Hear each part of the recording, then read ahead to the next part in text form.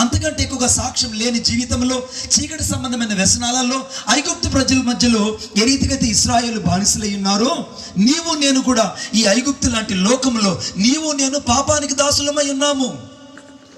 ఇప్పుడు ఐగుప్తులకి నీకు నాకు పెద్ద తేడా ఏమీ లేదు.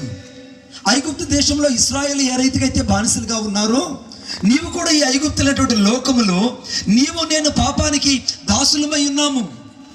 ఇప్పుడు అందరూ బంధించబడ్డారు. విడిపించబడ్డానికి ఎవరు వారి కొరకు రాలేదు. వారిని బయటకు తీసుకురావడానికి ఏ నాయకుడు వారి ముందుకు రాలేదు. సరిగ్గా నీ నా జీవితంలో నిన్ను నన్ను ప్రేమించడానికి ఈ భూలోకంలో ఎవరు రాలేదు. నిన్ను నన్ను వెతకడానికి ఎవరూ మన కోసం రాలేదు. ఇశ్రాయేలు ప్రజలు అనుకుంటున్నారు, అయ్యో మేము మా బ్రతుకంతా ఈలాగనే నడవాల్సినేమో, ఇలాగ మేము జీవించాలనుకుంటున్నారు. దయచేసి నాతో పాటు చూడండి. అనగా నిర్గమకాండం 3వ